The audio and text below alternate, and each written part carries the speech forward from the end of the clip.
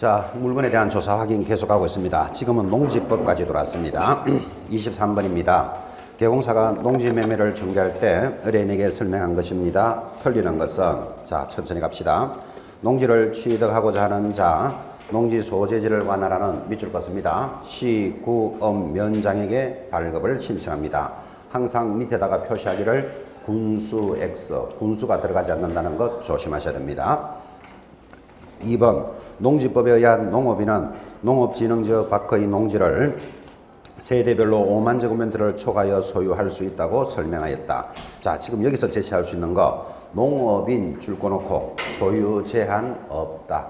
예전에는 5만 제곱미터까지만 하라 그랬습니다. 근데 지금은 5만 제곱미터 이상도 소유할 수 있다. 농사를 짓는 자는 소유에 대한 제한이 없죠. 3번, 농지 취득 시 20km 통작거리 제한이 폐지되어 농업인은 역시 거주지에 관계없이 농지를 취득할 수 있다고 설명하였다. 5.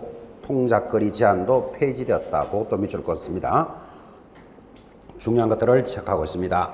4번, 농지 전용 협의를 완료한 농지의 경우 농지증명을 발급받아야 한다고 설명하였다. 4번이 틀린 거죠. 그리고 5번, 농지법에 의한 농업인이 농지를 취득하여 8년 이상 소재지에서 작용하면 양도소득세는 감면됩니다. 그것도 하나 기억해 놓으시기 바랍니다. 자, 그러면 틀린 것은 4번인데 이 농지표는 중요하다 그랬습니다. 지금 이런 이야기를 하고 있습니다. 농지를 다른 용도로 쓰겠다고 전용하겠다고 신고를 합니다. 농지를 다른 용도로 쓰겠다고 허가를 받았습니다. 여러분, 농지가 뭐죠? 전답 과수원입니다. 그럼 농지를 농사에 사용해야 되는데 다른 용도로 쓰겠다고 신고를 했다. 그러면 그 농지 전답 과수원에다가 뭐 오리 사육장을 하겠다 또는 버섯 재배장을 만들겠다, 다른 용도로 쓰겠답니다. 농지를 다른 용도로 쓰겠다고 허가를 받았습니다.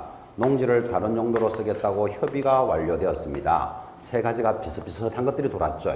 그러면 이것들은 전문 농사를 지을 것은 아니니까 농업경영계획서는 일단 모두 없어도 된다. 그죠? 농사를 지을 것이 아니니까 농업경영계획서는 전부 다 없어도 되지만 농취증은 있어야 되느냐 없어야 되느냐, 지금 이 문제거든. 그죠? 그래서 전용식을 받으면 농취증 있어야 합니다. 허가를 받았더라도 농취증은 있어야 됩니다. 근데 지금 나왔잖아요. 전용 협의가 완료되면 농취증도 없어도 된다. 이 표 굉장히 중요합니다. 많이 전달했고 그래서 4번이 틀렸다는 것을 알 수 있죠. 전용 협의가 완료되면 농지증명은 없어도 된다. 24번 돌았습니다. 개공사가 주말 체험 영농을 위한 농지 매매를 중개할 때 의뢰인에게 설명한 것으로서 틀리는 것은, 일단 답부터 봅시다. 4번, 주말 체험 영농을 위해서 농지를 소유하고자 하는 경우에 농업경영계획서를 작성 제출하여야 한다고 설명하였다. 이것도 틀렸다. 그죠? 자, 여기 하나 더 붙인다면 주말 체험 농장은 여러분 알다시피 전문 농사꾼이다 아니다? 전문 농사꾼이 아니죠. 그러니까 농업을 어떻게 경영하겠다는 계획서는 없어도 된다. 그 대신에 이것도 농지증명은 있어야 합니다. 그래서 이걸 자꾸 외우지 말고 이해를 해 놓습니다. 주말 체험 농장은 전문 농사꾼이 아니다. 그죠? 농업 경영 계획은 필요 없잖아요. 거기까지 체크해 주실 것. 자, 그러면 1, 2, 나머지 것들은 다 맞는데 특히 5번도 중요합니다. 주말 체험 영농을 목적으로 농지를 취득할 때 농지증명은 며칠 내로 발급한다? 2일 내로 발급합니다. 원래는 며칠 만에 발급한다? 4일 만에 발급하는데 농업경영계획서가 없이 농취증이 있어야 되는 것은 며칠 만에 발급한다? 2일 만에 발급합니다. 그럼 이것들도 전부 2일이겠네. 맞죠? 그죠? 이것들은 농업경영계획서가 필요 없는 것들은 2일 만에 발급하고 나머지는 기본적으로 며칠 만에 발급한다? 4일 만에 발급합니다. 그 정도까지 체크해 보실 것. 25번 들어왔습니다. 자, 지금부터 또 중요합니다. 확인 설명서 기재사항 하는 문제가 지금부터 연결되는데, 자, 이 문제들은 몇 번의 답이 몇 번입니다가 중요한 게 아니고 여러분들 교재 기본서에 보면 확인 설명서 양식이 있잖아요. 그럼 이 지문이 진짜 맞았는지 틀린지를 한 번만씩 꼭 확인하시기 바랍니다. 문제 답이 5번입니다가 중요한 거 아니다 이 말이에요. 무조건 출제되기 때문에 확인 설명서 양식을 딱 펴놓고 그래서 이 말이 맞구나 틀렸구나를 한 번만 확인하는데 시간도 많이 걸리지도 않습니다. 한 문제당 1분씩만 딱딱딱딱 확인하면 이러면 머리에 굉장히 남을 겁니다. 그래서 확인 설명서는 반드시 양식을 비교할 것 그거 체크하시면서 자 25번 확인 설명서 기재사항입니다. 틀리는 것은 일단 3번 실제 권리라는 말은 등기되지 않는 권리를 실제 권리라고 합니다. 유치권, 저당권, 법정지상권이 기재된다. X, 뭐 때문에 X? 저당권 때문에, 그죠? 저당권은 어디에 나타납니까? 등기부에 나타납니다. 3번, 그래서 틀렸습니다. 자, 1번부터 대상 물건의 표시란에는 토지 건축물의 소재지, 면적 등이 기재되고 등기부상의 기재사항에는 소유권뿐만 아니라 지상권, 지역권, 전세권 등은 뭐를 보고 기재하도록 되어 있다? 얼굴을 보고 기재하도록 그렇게 양식이 되어 있습니다. 꼭 확인하시기 바랍니다. 특히 5번 줄 긋고 기억합니다.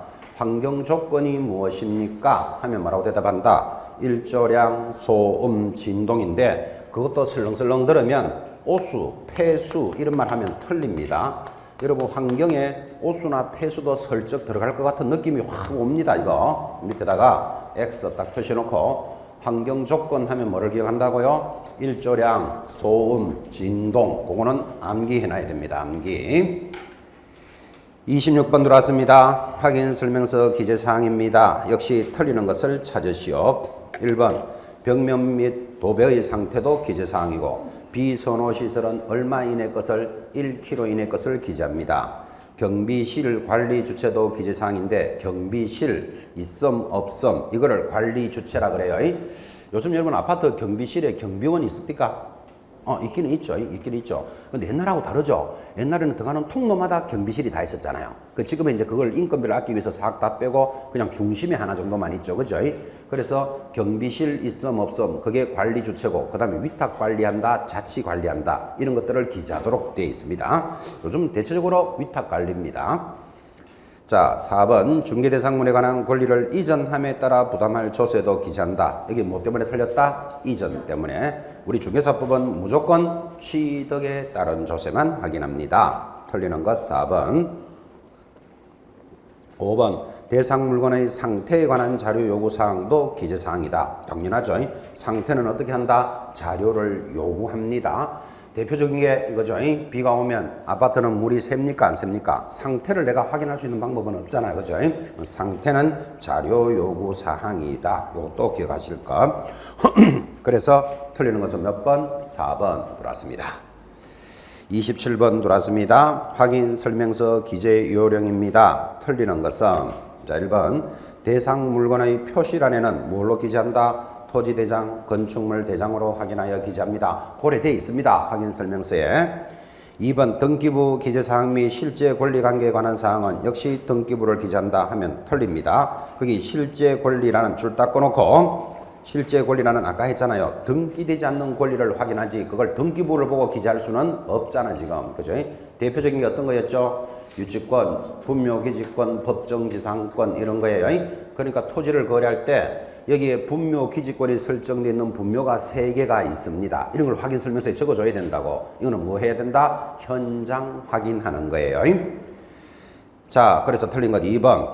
너무너무 이야기 많이 하는 것. 건폐율과 용적률은 무엇으로 확인하고? 시, 군, 조례로 확인하고. 4번 별표입니다. 거래 예정 금액란에는 계약 체결 당시의 거래 예정 금액을 기재합니다. 그런 것도 중요하고 중개보수는 이렇게 계산한다. 이건 보수에서 많이 전달했던 겁니다.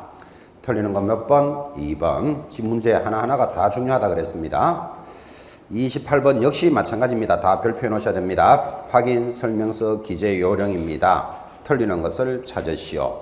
자, 틀리는 것 40초 동안 찾습니다. 시작. 해답은 보지 말고 틀리는 것 40초. 공부하라는 취지도 있습니다.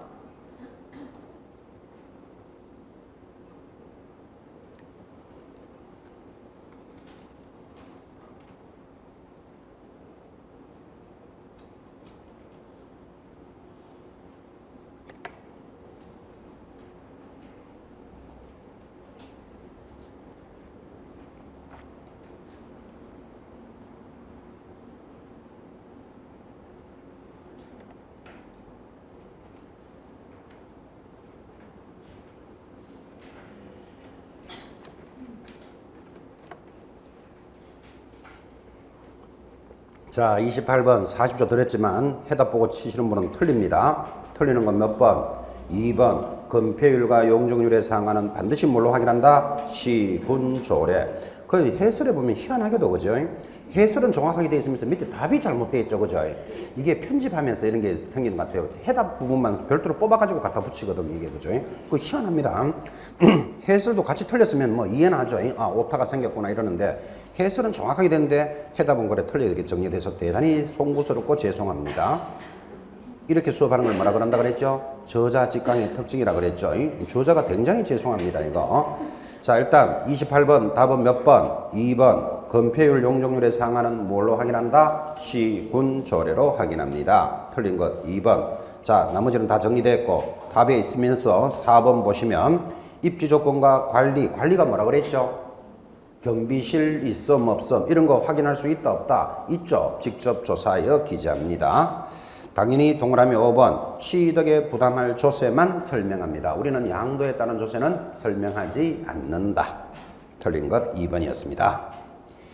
29번 갑니다. 개공사가 중개를 하면서 의뢰인에게 부동산 관련 권리에 대해서 설명합니다. 틀리는 것 1번 유치권자는 채무자의 성락이 없는 이상 그 목적물을 타인에게 임대할 수 있는 처분 권한까지 있는 것은 아니죠. 유치권만 있지 처분할 권한은 없다. 맞다. 2번 토지상에 건물이 존재하는 경우 토지만을 매수하면 관습법상의 법정지상권으로 인하여 매수한 토지를 이용하기가 곤란한 경우도 있을 수도 있다. 그렇습니다. 5. 전세권이 성립한 후 목적물의 소유권이 이전되는 경우에 있어서 전세권 관계는 전세권자와 목적물의 소유권을 취득한 신소유자 사이에는 동일한 내용으로 존속되는 것으로 봅니다. 그래서 전세권은 물권으로서 별도의 권리다 이 말이죠. 그죠? 그래서 5. 4번 분묘기지권이 미치는 범위는 장사 등에 관한 법률의 규정에 의한 분묘의 점유면적 범위 내로 한정한다는 것이 판례의 입장이다. X 옆에다가 뭐라고 적습니까? 주의의 공지를 포함한다 이렇게 이야기합니다. 주의의 공지를 포함한다라는 말은 이 취지입니다. 분묘기지권은 이렇게 봉분만 있는 면적에만 한하는 것은 아니다 이 말이에요. 그래서 분묘에 가보시면 앞에 음식 차리는 자리를 상석이라 그럽니다. 옆에 비석도 하나 세울 수 있습니다. 그리고 하나의 석상, 석물도 세울 수도 있고 여기 또 어떤 분묘는 가면 축도 있는 거 보셨죠? 축이라는 말 아십니까? 자, 이런 것도 있을 수 있는데 분묘 기지권이 미치는 지역은 요 봉분에만 한정되는 것이 아니고 주위의 공지를 포함해서 시설물을 모두 포함해서 30제곱미터 이내로 하라 이런 뜻입니다. 그 다음 공설묘지 사설묘지에서는 얼마로 하고 10제곱으로 하고 합장했을 때는 15제곱 미만으로 하라. 요 봉분만 면하는 것은 아니라는 뜻이에요. 그죠? 여기까지 분묘의 성질이 이렇잖아. 그죠? 그래서 우리는 이거를 분묘 기지권이라 그럽니다. 기지권. 그래서 여러분한테 이런 이야기 했잖아요. 공군기지, 해군기지 이런 말 들어보셨죠? 공군기지에 비행기 한 대만을 보고 공군기지를 하지 않잖아. 비행기를 관리하고 시설까지 다 포함해서 공군기지권입니다. 기지권, 시설물을 포함합니다. 자, 그래서 틀린 것은 4번. 5번 매매의 목적이 된 부동산에 설정된 저당권의 행사로 인하여 매수자가 취득한 소유권을 잃었을 때 매수인은 민법 576조에 의해서 매매계약을 해지할 수도 있다. 악의에 의한 저당권인 경우겠죠. 자, 틀린 것은 4번. 가볍게 확인해 주시고 이 30번으로 넘어갑니다. 역시 확인 설명서 기재 요령은 무조건 중요합니다. 적절하지 못한 것. 이게 또 참 자주 이야기했고 이건 주택임대차에서 해야 될 이야기인데 틀리는 것 5번. 아파트 임대차를 중개한 경우 아파트 명칭과 전유 부분의 동호수를 기재하지 않은 경우 확정일자에 의한 우선 변제권을 인정받지 못함으로 그 못함으로 때문에 X잖아요. 반드시 아파트 명칭과 동호수까지 기재하여야 한다. 틀린 것 5번. 뭐 주택임대차에서도 하겠지만 이런 이야기입니다. 여러분 대항력을 갖춰야 됩니다. 대항력은 뭐지요? 이사와 전입신고를 갖추면 효력은 그 다음 날부터 발생하는데 이때 전입신고는 정확하게 표시되어야 한다. 들었습니까? 이를 A동 101호를 A동 1101호로 그러니까 글자 하나 더 들어갔죠. 로 기재하면 대항력은 절대로 인정할 수 없다. 됐고 자 지금 나오는 것 우선 변제권이 뭡니까 하면 이런 대항력을 갖춘 자가 확정일자인을 찍으면 확정일자를 찍으면 후순위에 권리하는 우선 변제권이 있습니다. 자, 대항력은 정확하게 갖추고 있고 여기 임대차 계약서에다가 도장을 딱 찍으면 확정일자인데 확정일자를 찍은 계약서에는 동호수가 누락이 되더라도 잘못 적은 것뿐만 아니라 안 적었어도 누락이 되더라도 우선 변제권을 인정한다 안 한다? 한다라는 판례다. 그죠? 그래서 이제 이 지문이 중요한 거예요. 자, 다 정리하니까 뭐가 중요한지도 모르는 분을 위해서 다시 이야기합니다. 전입신고는 어떻게 해야 된다? 정확하게 되어야 한다. 조금이라도 잘못되면 대항력은 인정할 수 없다. 자, 그런데 대항력은 정확하게 돼 있어요, 지금. 그죠? 그런데 확정일자를 찍은 계약서에 동호수가 빠졌다고요. 그래도 우선 변제권은 인정해준다, 안 해준다? 해준다라는 판례. 근데 지금 거기는 인정받지 못함으로 하니까 틀렸다 이 말이에요. 아주 중요한 판례니까 개념을 잘 잡으시고. 그럼 이런 질문을 당연히 하셔야 돼요. 근데 왜 질문을 안 하는지 모르겠는데 대항력을 갖출 때는 전입신고는 정확해야 되는데 확정일자를 찍은 계약서는 왜 빠뜨려도 인정을 해줍니까? 이렇게 질문이 들어와야 되는데 질문을 안 하니까 내가 답까지 한다고 지금 그죠? 그러면 여기는 빠뜨려도 왜 인정을 해주는가 하면 여러분 대항력은 제3자의 이익을 해칩니다. 3자라는 말은 이 말입니다. 이 아파트가 경매 처분 들어왔습니다.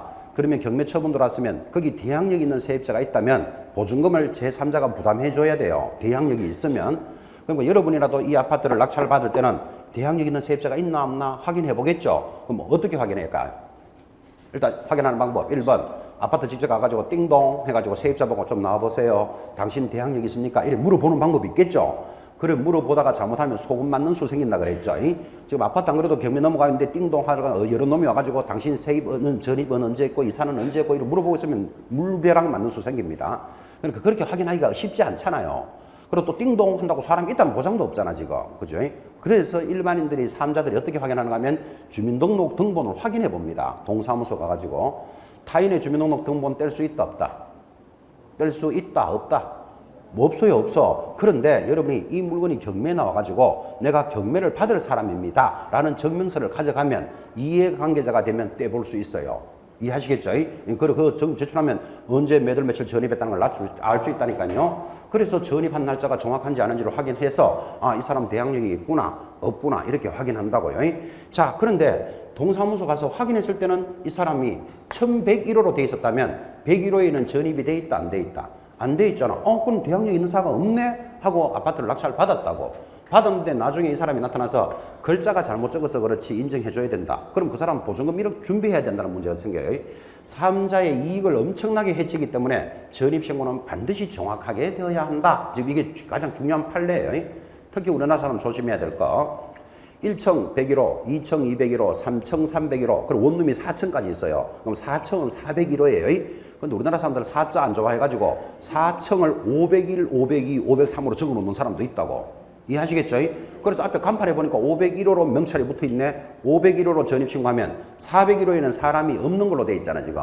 그럼 이런 경우에도 대항력은 인정할 수 없다. 그래서 대항력이라는 것은 공부하고 정확하게 적혀져 있어야 돼. 일반인들은 공부를 보고 확인하기 때문에. 그죠?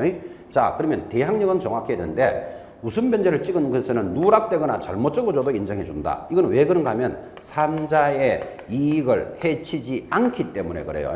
그럼 3자의 이익을 해치지 않는다는 뜻은 여러분한테 제가 물어보기를 여러분은 임대차 계약서에 확정일자를 찍었다면 우선 변제권이 있죠. 그 확정일자는 어디 들고 있겠습니까? 어디 보관하겠습니까? 임대차 계약서에 확정일자 찍으면 우선 변제권 있죠. 그럼 이 중요한 계약서를 어디 보관한다? 장롱 속에 보관하잖아. 그죠? 그럼 장롱 속에 보관해놓고는 무슨 임차인이 갈 때마다 장롱을 열어보고 오늘도 제대로 있네, 오늘도 제대로 있네, 오늘도 제대로 있네 이렇게 확인하는 사람이 있다 없다? 없어요. 맞잖아. 그죠?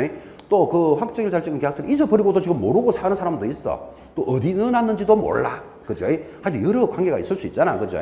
그래서 확정일자는 중요한 그런 권리이기 때문에 못 찾거나 잊어버리거나 없을 수 있으니까 요즘은 동사무소에서 뭐를 해준다 그랬죠? 확정일자부를 작성해 놓는다고. 그러면 동사무소에서는 그것을 1년 동안 보관하도록 되어 있어요.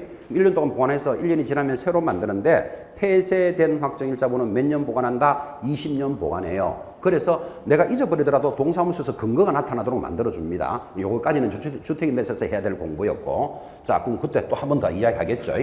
그런데 확정일자를 찍은 계약서는 3자가 확인하는 방법이 있다 없다? 없잖아. 장롱 속에 딱 넣어놓기 때문에. 그래서 제3자에게 이익을 해치지 않아요. 그래서 이거는 정확하게 적어야 되는 게 맞기는 한데 진정하게만 작성이 됐다면 뭐 가짜로 적으려고 적은 건 아니고 어쩌다가 보니까 빠졌다. 그러면 이거는 3자의 이익을 해치지 않음으로써 누락되었더라도 인정해준다라는 게 판례입니다. 제3자를 해치지 않기 때문에 그래요. 그렇게 이해하시면 됩니다. 자, 그래서 적절하지 못한 거 몇 번? 5번. 자, 이제 1, 2, 3, 4는 다 이야기했던 것들니까 다시 확인해 놓으시고 31번도 또 확인 설명서 상에서 뭐에 대한 내용이다? 권리관계를 기재하는 내용입니다. 바르지 못한 것은 자, 답이 5번에 들어오는데 유치권이나 법정지상권 등 등기부에 기재되지 않는 실제 권리관계는 매도 의뢰 임대인이 고지한 사항에 따라 일방적으로 그 내용만 기재했다. 딱 읽어봐도 좀 느낌이 틀리게 싸우죠. 일방적으로. 그것 때문에 X입니다. 그러니까 유치권, 법정지상권 등은 매도 임대 의뢰인이 고지한 사항에다가 개공사가 조사한 내용을 기재해야 안 되겠습니까? 그래서 X. 32번 들어갑시다. 역시 확인 설명 의무에 관한 내용입니다. 옳은 것을 찾으시오. 자, 1번. 소공사가 중개를 하여 작성한 확인 설명서에 개공사가 서명 및 날인하다면 소공사는 서명 및 날인하지 않아도 된다. X. 소공사는 서명 날인의 의무가 있죠. 옆에다가 위반시. 그 소공사가 안 하면 어떻게 될까요? 자격이 정지됩니다. 자격 정지되는 사유. 노래 제목이 뭐다? 이, 인, 설, 개, 금이 자격정지 사유고 이, 인을 기계끔 만들면 자격정지 받는데 앞에 설이 뭐다? 확인 설명서에 서명 날인 안 하면 확인 설명서에 근거 자료를 제시하지 않으면 요거 두 개가 자격정지 사유에 해당되잖아요. 그래서 소공사는 자기가 서명한 날인 작성한 계약서에 서명 날인 해야 된다, 안 해야 된다? 해야 된다고. 안 하면 자격정지니까. 그래서 1번 X. 주거용 건축물의 구조나 진동에 관한 확인 설명 사항은 없다. X. 있다. 구조는 철근, 콘크리트조, 벽돌조 이렇게 해야 되죠. 진동. 아까 했죠. 일조량, 소음, 진동은 환경 조건이에요. 기자입니다. 3번. 비주거용 건축물에 대한 확인 설명서에는 소음에 관한 환경 조건도 기재해야 한다. X. 여러분 우리는 비주거용 건축물 하면 자동으로 공장 이렇게 기억해 보라고요. 공장에는 소음 이런 거 기재할 필요 있다 없다? 없어요. 왜? 공장은 소음이 있어야 정상적인 공장이에요. 그리고 환경 조건 이런 거는 기재하지 않습니다. 4번 중개대상물의 건저당이 설정되면 또 나옵니다. 뭐만 설명하면 된다? 채권 최고액만 설명하면 족하지 피담보 채무액 하면 틀린다. 틀린 거 4번. 5번 토지에 관한 중개대상물의 확인 설명서에는 등기된 토지 임차권이 존재하더라도 이를 기재할 필요는 없다. X. 등기된 토지 임차권 당연히 기재해야 되죠.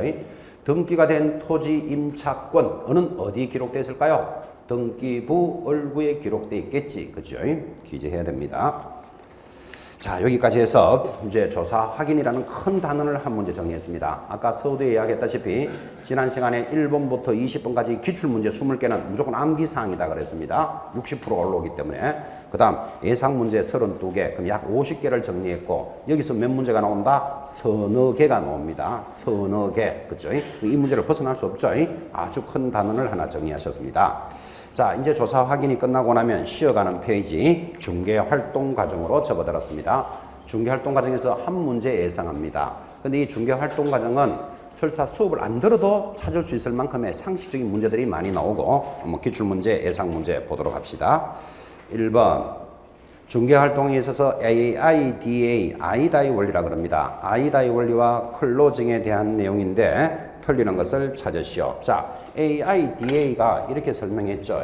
아이다이 원리, AIDA 원리. A가 뭡니까? 영어의 attention 하여 물건을 주목하게 하라. 그래야 영업이 시작됩니다. 저 고객이 물건을 주목을 해야 뭐가 시작되죠. 주목을 하면 흥미를 느낍니다. 하나 살까 말까 이렇게.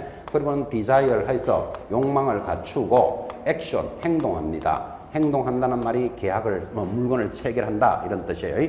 그래서 영업을 할 때는 고객의 심리를 아이다이 원리를 잘 활용해야 된다. 이게 아이다이 원리. 그러니까 모든 물건은 마찬가지죠. 여러분 치약을 하나 사고 팔더라도 치약 공장에서 우리 물건에 대해서 고객이 어떻게 주목을 할까를 고민하겠죠. 광고를 한다, 포장지를 잘 만든다, 여러 가지로 해서 주목을 시킵니다. 그래서 고객이 주목을 해야 흥미를 느끼고 흥미를 느껴야 하나 사고 싶어지고 행동하더라. 그래서 우리가 모델하우스 이런 것들도 뭐를 활용하는 거다? 아이다 원리를 적용합니다. 여러분 이 아파트 좋으니까 사세요. 말로만 100번 하는 것보다 모델하우스 하나 딱 만들어 놓는 게 고객에게 물건을 주목시키려고 그러는 거잖아요. 그리고 모델하우스 가보셨나요? 좀 잘 만들어 놓죠. 그죠? 그래서 고객이 구경하고 나가다가 그래 하나 살게요. 계약을 체결하는 것도 모델하우스도 아이다의 원리를 적용한다. 그래요. 자, 그런 아이다의 원리와 클로징에 대한 설명인데 틀리는 것 공부합시다. 1번 아이다의 원리란 마케팅에서 발달한 용어로 사람이 어떤 물건을 구입하기까지의 심리적 발전 단계다. 심리적 발전이 AIDA로 흘러가더라. 2번 주의의 단계, 주목의 단계에서는 개공사가 중개대상물의 매각 광고 등을 통해서 중개대상물의 구매자를 유인하는 단계, 이게 주목 단계다. 그죠? 그런데 3번 욕망의 단계는 고객의 흥미를 유발시키는 단계로, 그것 때문에 틀렸잖아요. 고객의 흥미를 유발하는 단계는 무슨 단계? I, 흥미의 단계죠. 그래서 3번이 틀린 것. 4. 클로징이란 매매계약서에 서명 날인하는 행위를 말하고 5번 계약금, 보증금, 입주일 등에 관해서 부분적으로 결정을 유도하고 거래를 성사시키는 방법을 부분적으로 해결해 주니까 부분성결법 그렇게 말합니다. 틀리는 것 3번. 자, 2번 문제 별표입니다. 이제 이 중개활동 과정에서는 그래도 제일 중요한 게 셀링 포인트입니다. 틀리는 것을 찾으시오. 자, 중요 문제니까 50초 동안 틀리는 것 찾습니다. 시작.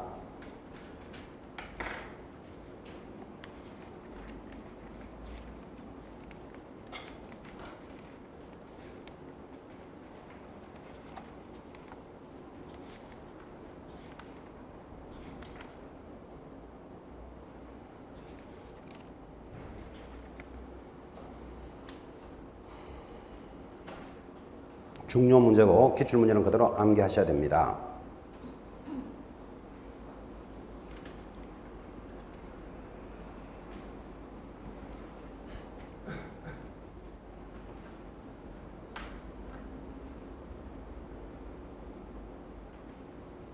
자, 체크하셨습니까? 셀링 포인트에 대해서 틀리는 것은 지금 문제수도 설명해 주고 있습니다. 1번 부동산이 가지고 있는 여러 가지 특징 중에서 줄 것입니다. 고객인 의뢰인의 욕구를 충족시켜 주는 것, 이거를 셀링 포인트 그래요. 자, 지금 이런 이야기를 합니다. 셀링 포인트는 판매 소구점이다. 판매를 할 때 고객이 바라는 바라는 점을 설명해 줍니다. 그러니까 물건에 대해서, 이 물건에 대해서 고객이 바라는 점을 설명한다니까요. 이걸 여러분한테 설명할 때 이렇게 했죠. 지금 영업을 하는 사람이 거꾸로 하는 사람 많다고. 밖에 나가보면 개공사가 이럽니다. 이 아파트 너무너무 좋으니까 사놓으세요. 이러잖아요. 이 땅 진짜 괜찮다 사놓으세요. 이런 말 들어보셨죠? 그 말을 잘 들어보면 너무너무 좋고 진짜 괜찮으면 지나 사지. 왜 자꾸 내보고 사라 그러는데. 그죠? 영업을 거꾸로 한다고. 저 고객이 바라는 점을 설명해 준다니까요. 예를 들면 이 아파트는 저 고객이 화장실이 이태리 대리석으로 되어 있다. 이런 걸 좋아하는 사람이 있습니다. 이 아파트는 화장실이 아주 고급스럽게 되어 있습니다. 그걸 저 고객이 바라는 점을 설명해 줍니다.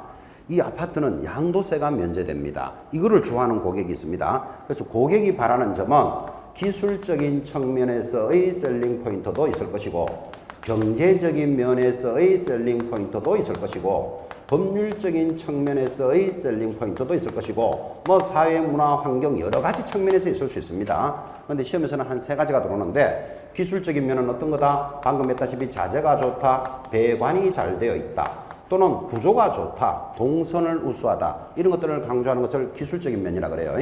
경제적인 면은 가격이 싸게 나왔다, 새가 잘 나간다, 온천이 발견되었다. 온천의 발견이 왜 경제적입니까?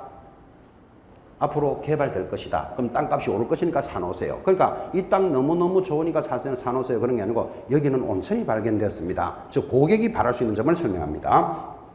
법률적인 것은 법자다 간호 다 해당된다 그랬죠. 공법상 혜택이 있다, 세법상 혜택이 있다. 법자다 가는 것들, 이런 것들은 법률적인 면에서 셀링 포인트고, 지금 거기 2번, 1번 여러 가지 특징 중에서 고객의 욕구를 충족시켜 준다라고 줄 딱 끄셨잖아요. 자, 고객은 두 종류가 있죠. 하나는 매도인, 하나는 매수인인데 지금 이 말을 이해했다면 셀링 포인트는 어느 고객에게 만족을 시켜줍니까? 그렇지, 구매자에게 만족을 시킵니다. 사는 사람 보고 야 여기는 온천이 발견되었다 이렇게 말하지, 파는 사람한테 온천이 발견되었어 이게 말이 안 맞는 거잖아. 그죠? 이 아파트를 사놓으시면 양도세가 면제됩니다. 이런 것들이 가격 공급 상승 점 누구다? 구매자, 취득하는 사람에게 만족을 주는 점입니다. 이것도 기억해 놓으셔야 돼요. 취득한 사람에게 만족을 주는 점이다. 2번, 이런 각각의 셀링 포인트는 중개대상물이 갖는 고유의 특성이라고 할 수 있지만 모든 특성이 절대적인 것은 아니기 때문에 상대성이 있을 수도 있다. 동의하시겠습니까? 저 사람은 이런 걸 좋아해도 이 사람은 이런 걸 좋아할 수도 있거든. 그래서 상대성이 있습니다. 3번 답이죠. 부동산 가격 및 임료 수준의 적정성, 이런 것들은 무슨 셀링 포인트? 경제적인 면 아니겠습니까? 틀린 것은 3번. 4번 맞는 거 공부합니다. 과다한 셀링 포인트는 의뢰인의 매수 의사 결정에 결정적으로 작용할 수 있는 셀링 포인트 제시 효과를 떨어뜨릴 수도 있다. 동의하시겠습니까? 적당하게 자랑해야 되지. 이 아파트는 자재도 좋고 가격도 잘 나왔고 공급상 혜택도 있고 막 여러 가지를 이야기해 버리면 진짜 좋은 점이 희석되겠죠. 그죠? 그래서 과다한 셀링 포인트는 효과를 떨어뜨립니다. 여러분 사람을 칭찬할 때도 그죠? 아 너는 눈망울이 참 예쁘다. 이제 이렇게 정도 해야 되지. 눈망울도 예쁘고 머리카락도 예쁘고 코도 뾰족한데 뭐 고쳤는 것 같고 머리는 띵하고 뭐 이런 소리 해보면 이게 뭐를 자랑했는지 모른다니까 지금. 그죠? 그래서 과다한 셀링 포인트는 효과를 떨어뜨릴 수 있다. 동의하시겠죠? 적당하게 해야 돼. 아, 뭐 머릿결이 참 좋군요. 이 정도로 해줘야 그 사람이 칭찬을 받고 흐뭇해하지. 머릿결도 좋고 피부도 좋고 코는 고친 것 같고 그런데 머리는 띵하고 그럼 이거 뭐가 좋은지 모른다니까. 너무 과다한 효과를 떨어뜨릴 수도 있다. 그죠? 고쳤다는 데 대해서 되게 좋아하는 사람이 있습니다 지금. 자, 어쨌든 4번 지문도 잘 이해해 놓으셔야 되겠고, 5번 주택의 경우에는 교육여건이 학군이잖아요. 학군, 투자 가치 등을 셀링 포인트로 활용할 수도 있을 것이다. 5. 자, 3번도 기출문제인데 이걸 또 학교론적인 측면에서 출발해가지고 계산 문제 찍어. 이런 찍으면 안 돼요. 이런 거는 우리 중개실무에서 돌아왔는 건데, 자, 현실에서 이렇게 만들어진다고 생각해봐요. 공식 이런 거 고민하지 말고 1억 원을 투자하면 2,600만 원의 수익이 생기는 부동산에 2천만 원은 자기 자본으로 투자하고 나머지 8천만 원은 이자율 20%로 빌려서 투자하고자 한다. 이때 투자자의 지분 투자에 대해서, 지분에 대해서 수익률은 몇 프로입니까? 이제 이런 문제인데 이거를 부동산 학교론적인 그런 측면에서 따지지 말고 실무로 따져보라고요. 여러분이 개공사입니다. 이렇게 해갑니다. 야, 이 땅 사라. 이 땅을 사놓으면 얼마 이익이 생긴다고요? 1억을 이 땅을 1억에 사라. 1억에 사면, 투자하면 얼마 이익이 생긴다? 2천만 원의 수익이 생긴다. 그렇게 그 개공사가 권할 수 있잖아요. 그러니까 그 사람이, 아니지. 1억을 투자하면 2,600만 원의 수익이 생긴다. 1년 뒤에 2,600에 팔 수익 1억 2,600에 판대요. 그런데 지금 나는 가진 돈이 2천만 원 밖에 없다. 그러면 8천만 원은 빌려서 사라. 그죠? 이자는 얼마다? 20%다. 그러면 내 지분에 대해서 수익률은 몇 프로니까 이거는 사놓는 게 좋겠습니다. 이렇게 실무적으로 들어갈 수 있잖아요. 자, 절대 공식으로 따지지 말고 1억을 사면 2,600만 원의 수익이 생긴대요. 그럼 2,600만 원 수익이 생기지만 뭐를 빼야 된다? 이자는 빼야 안 되겠어요. 이자가 얼마죠? 8천만 원에 20%면 2, 8이 16, 1,600만 원이 이자예요. 그러면 순이익은 얼마다? 1,000만 원이잖아. 그러면 내 지분이 얼마라 그랬죠? 2천만 원. 그러면 수익률은 몇 프로다? 50%. 상당한 수익률이죠. 그죠? 그럼 이 정도는 같으면 8천만 원을 20% 빌릴 수도 있지. 그죠? 50%의 수익률이니까. 답이 5번인데, 자, 이 문제는 여러분들, 그죠? 다시 이 기출문제이지만 똑같이 숫자가 나올 일은 없겠죠? 똑같이 나오지 않더라도 숫자를 바꾸더라도 찾아낼 줄 알아야 돼. 지금 2억에 사면 5천만 원의 수익이 생기는데 나는 돈이 1억밖에 없어. 그럼 1억을 이자 10%로 빌렸을 때 수익률이 얼마냐? 이렇게 물을 수도 있겠죠. 그죠? 그래서 절대 여러분들은 답을 외운다고 생각하시지 말고 숫자를 돌려서 나오더라도 체크할 준비를 하셔야 됩니다. 그 이야기 했습니다. 3번의 답이 몇 번이다? 5번, 50%의 수익률입니다. 자, 요게 기출문제를 소개했다면 적중 예상 문제 봅시다. 1번. 역시 셀링 포인트에 관한 기술입니다. 옳지 않는 것은 중요한 문제입니다. 여러분이 풉니다. 50초 동안 풉니다. 시작. 공부도 시키는 문제. 옳지 않는 것 50초.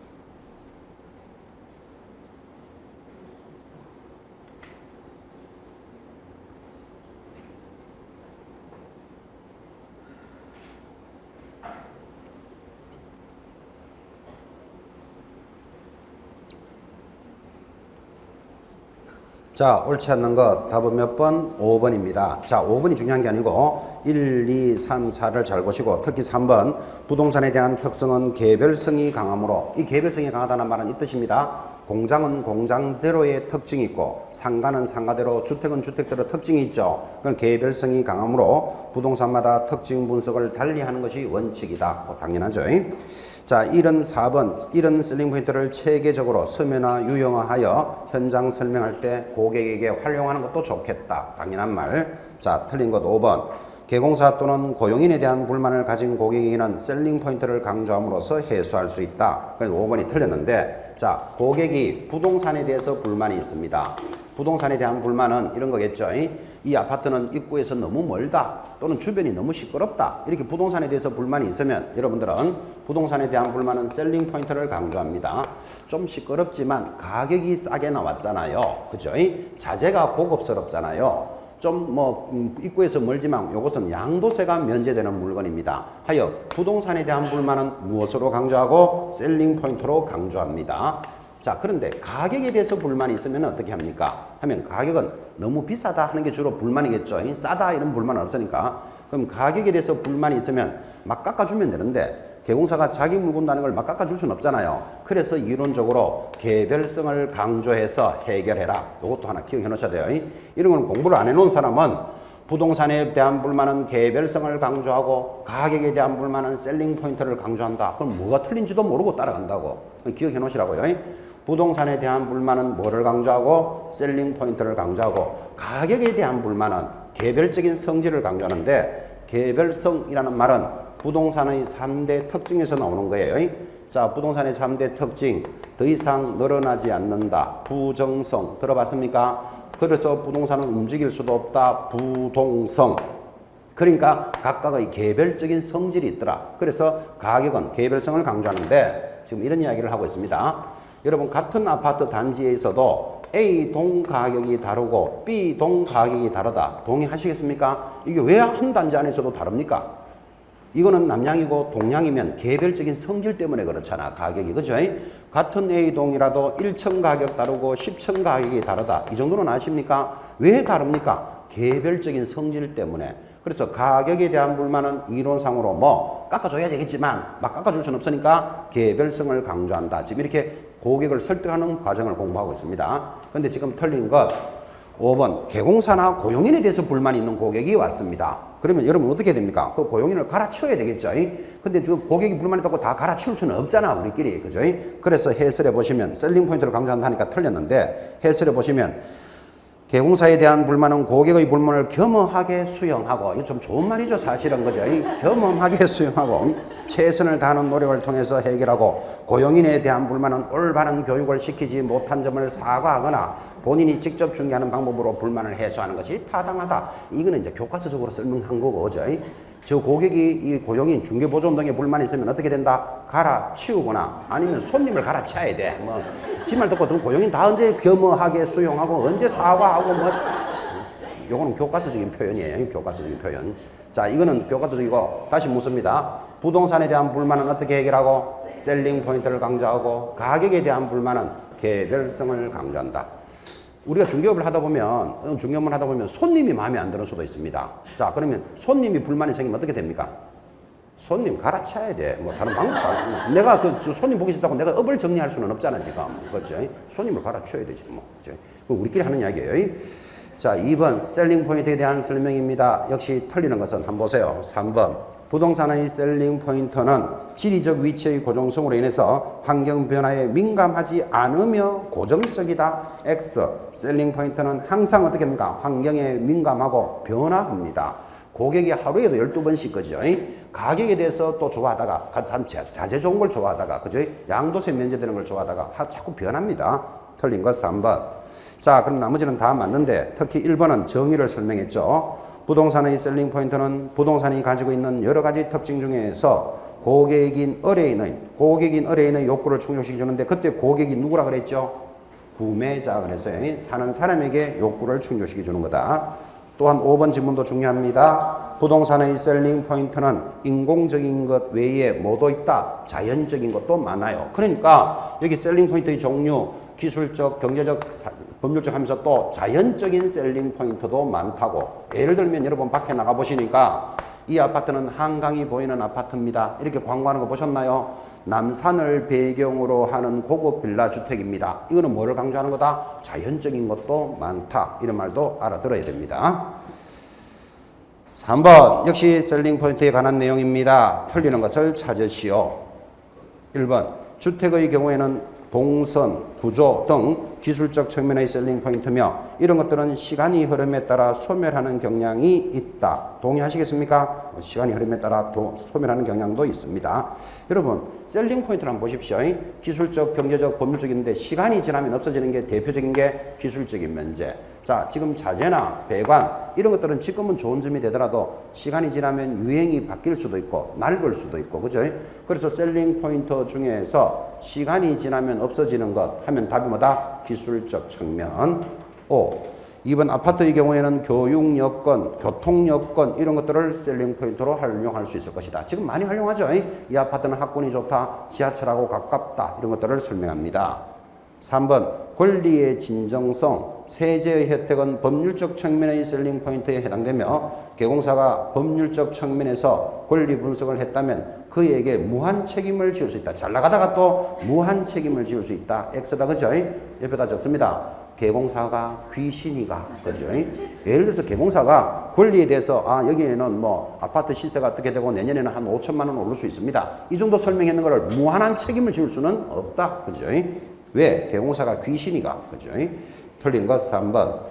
부동산 가격 및 임료 수준의 적정성은 무슨 측면? 경제적인 측면에서 가장 중요하고 정부의 부동산 정책 등도 셀링 포인트를 구성하는 중요 요인 중에 하나이다. 우리는 이런 것들을 뭐라 그런다? 정책적 측면의 셀링 포인트도 있다고요. 자, 여러분 보다시피 이 땅 좋으니까 사세요 이렇게 말하는 것보다 여기는 행정 수도가 들어오게 예정돼 있다. 혁신 도시가 만들어질 것이다. 부동산의 정부 정책을 가지고도 고객이 바라는 점을 설명할 수 있을 것입니다. 3번도 또 뭐같이 돼 있죠? 해설은 맞는데 답은 뭐라고 돼 있다? 틀렸으니까 수정해 주시고 이제 신경질이 슬슬 나기 시작합니다. 지금 3번의 답이 몇 번? 3번입니다. 해설도 정확하게 되어 있습니다. 근데 밑에만 뭐같이 되어 있습니다. 이제 신경질 납니다. 미안함을 떠나서 이제 신경질 나기 적절입니다. 희한하게 자, 3번의 답은 3번. 해설도 정상적으로 되어 있고 4번 넘어옵니다. 부동산 중개 활동 과정에 있어서 내용한 것입니다. 틀리는 것은 자 1번 부동산의 중개 활동 중 효과적인 고객 설득과 계약 체결의 유도에 있어서 뭐를 활용하는 것이 좋겠다? 아이다의 원리를 유용하게 적용하고 2번 중개 활동에 있어서 물건의 분석뿐만 아니라 고객의 지위, 직업, 사회활동, 부동산 경험 등 고객의 경험도 파악하는 데 중요할 것입니다. 3번 셀링 포인트 AIDA 원리 중 주의 단계, 주의가 제일 앞에 단계죠. A, 그죠? 주의 단계에서는 개공사가 중개대상물의 매각 광고 등을 통하여 중개대상물의 구매자를 유인하는 단계로서까지는 맞아요. 유인하는 단계인데 셀링 포인트가 강조되는 단계이다 하면 X입니다. 자, 셀링 포인트는 언제 고객을 집중적으로 해야 되겠습니까? 욕망의 단계, 거기서 활용합니다. 자, 이 말이죠. 지금 욕망의 단계에서 고객에게 뭐를 심리를 정확하게 심리해야 되지 주의 단계부터 야, 니 이거 사면 무조건 좋다 막 그래 들어가는 건 아니잖아요. 가볍게 3번 확인해 보시고 거기 4번에도 3번 해석을 보시면 제일 밑에 해설 봅니다. 셀링 포인트가 강조되는 단계는 욕망의 단계로서 현장 안내와 물건 제시를 통해서 고객의 관심과 흥미를 파악하여 그때 집중적으로 공략하는 것이 언제 단계다? 욕망의 단계에서 고객을 집중적으로 공략해야 돼. 하나 사고 싶어질 때. 그죠? 그래서 틀린 것은 3번. 해답도 수정해 주시고. 자, 4번. 고객의 구매 욕망을 유발시키기 위해서 고객을 현장 안내하여 물건을 제시함으로써 고객이 흥미를 가진 부분을 공략하고 클로징이라는 말도 줄 것이어야 돼요. 클로징이 뭐다? 마무리한다. 마무리한다라는 말이 뭐다? 계약서에 서명 날인하는 행위. 그걸 클로징 그럽니다. 자, 우리가 영업을 할 때 물건에 대해서 조사도 잘해야 되고 고객 설득도 잘해야 되고 해야 될 게 많죠. 고객 설득도 잘해야 되고 물건도 설명 잘해야 되고 다 잘해야 되지만 진짜 잘해야 되는 게 뭘까요? 진짜 잘해야 될 것 클로징을 잘해야 돼. 아무리 영업을 다 잘해도 계약서 서명 작성 하나 뿌리면 의미가 없잖아. 그죠? 그래서 영업의 마지막 단계가 뭐다? 클로징, 서명 날인하는 행위. 그렇게 이해를 합니다. 틀리는 것은 3번이었습니다. 자, 넘어가면 이번엔 또 이런 문제. 1억 8천만 원에 구입한 토지가 2억 1,600만 원에 팔렸다면 이 투자의 실현 수익률은 몇 프로로 볼 것입니까? 자, 이것도 또 여러분들 그죠? 그 학개론적인 계산 문제로 자꾸 접근하면 안 되고, 계산하기 얼마나 쉽습니까? 지금 1억 8천에 구입했는데 2억 1,600만 원에 팔렸대요. 2억 1,600만 원에 팔렸으니까 얼마에 샀다? 1억 8천만 원. 그러면 이익이 얼마나 생겼죠? 3,600만 원이잖아. 그럼 3,600만 원을 내가 구입한 가격 1억 8천으로 하면 몇 프로가 수익률이냐? 이걸 투자 수익률이라고 그러잖아요. 답은 몇 프로 나온다? 20%. 이 문제도 기출 문제입니다. 그럼 이 기출 문제를 다시 똑같이 나올 일은 절대로 없고, 그죠? 이렇게 하면 되죠. 내가 지금 3억에 구입을 했는데 이게 5억에 팔렸다. 그러면 투자 수익률은 몇 프로입니까? 이렇게 계산할 수 있잖아. 그죠? 그럼 이익은 얼마? 2억이 발생했죠. 내가 얼마에 샀다고요? 3억에 샀으면 그럼 한 70%좀 될 거예요. 그죠?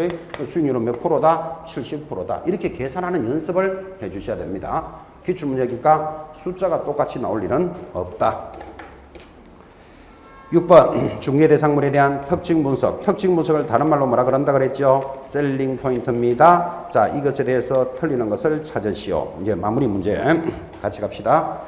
1번 아까 제가 20%라 그랬습니까? 이 계산해보면 몇 프로 나옵니까? 20% 맞죠? 20%. 그래서 답은 4번 맞고. 자, 6번 답 하나하나 확인해야 되겠어요. 답이 틀리는 게 자꾸 발생해서.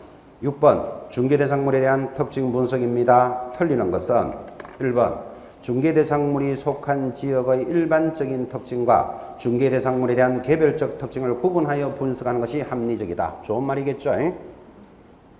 2번 중개대상물을 취득하고자 하는 의뢰인과의 대화를 통해서 그가 원하는 대상물의 규모나 기능 및 그 사람의 생활 수준을 파악하는 것도 대상이 되고, 또 3번 부동산은 개별성이 강하므로 부동산마다 특징 분석을 달리하는 것이 원칙이다. 아까도 나왔죠? 상가는 상가대로, 공장은 공장대로 달리하는 것이 원칙이다. 4번 서면화하여 물건의 확인 설명 시 활용하는 것도 좋겠습니다. 그런데 틀리는 것 5번. 자, 주택, 아파트, 대지의 특징은 한계가 명확하다. X, 공통적인 것도 많다. 여러분 봐요. 주택이나 아파트 같은 말이죠. 대지도 같은 말이죠. 집을 짓는 땅이잖아. 그죠? 그러면 주택이나 아파트, 대지는 뭐 쾌적해야 된다. 동의하시겠습니까? 또는 도로보다는 좀 높은 것이 좋겠다. 공통적인 것도 많잖아. 그죠? 학군이 좋은 것이 좋겠다. 한계가 명확한 것이 아니고 아주 다양하게 연관성이 있다. 똑같은 물건이잖아요. 주택, 아파트, 대지. 그죠? 그래서 틀린 것은 5번으로 잡아주시고, 지금 6번 문제도 오래전에 기출했던 문제를 변형했거든요. 변형했기 때문에 1, 2, 3, 4의 지문을 잘 이렇게 이해해 주시는데 의미를 갖습니다. 자, 이렇게 해서 이제 영업을 잘 했습니다. 영업을 잘하면 어떻게 됩니까? 계약이 체결되고 계약서를 작성하는 단계로 이제 실무가 준비가 되어 있습니다. 소토리가 이렇게 간다는 뜻입니다. 오늘 실무편에서 출발했지만, 첫째, 중개활동 하나 사주세요, 팔아주세요가 들어오면 계획을 새로 수립해서 이제 물건에 대해서 조사 확인을 잘합니다. 조사 확인하고 나면 방금 보셨죠? 중개활동, 영업활동을 하는데, 영업할 때는 셀링 포인트 이런 거를 잘 활용해라 그랬어요. 또 물건의 좋은 점 강조하고, 5번째, 영업이 잘 되면 계약이 체결이 될 것입니다. 요거를 필수 실무라 그런다니까요. 그래서 오늘 조사 확인에 확인 적중 예상 문제 약 30여 개를 보셨고, 이제 머리에 쉬어가는 페이지 영업활동, 중개활동을 했다면 이제 뭐가 일어난다? 계약이 체결되는 단계까지 왔습니다. 계약이 체결되면 개공사가 해야 될 실무가 뭘까요? 실제 업무. 두 사람이 계약이 체결되면 개공사가 해야 될 거. 1번 펑펑 우는다. 울기는 왜 펑펑 우는데? 2번 계약서를 작성한다. 답이 몇 번? 2번 계약서를 작성하는 실무로 접어드는 거예요. 그래서 계약서를 작성하고, 그 다음에 계약서를 작성하고 나면 그 다음에 무슨 업무가 따라올까요? 등기하는 의무가 따라온다고. 등기, 그죠? 등기에는 거민과 명의신탁에 관한 문제가 우리하고 연결되어 있겠죠. 그렇게 준비되어 있는 시간입니다. 10분 쉬었다가 계약서 작성부터 등기법까지 진행을 할 겁니다.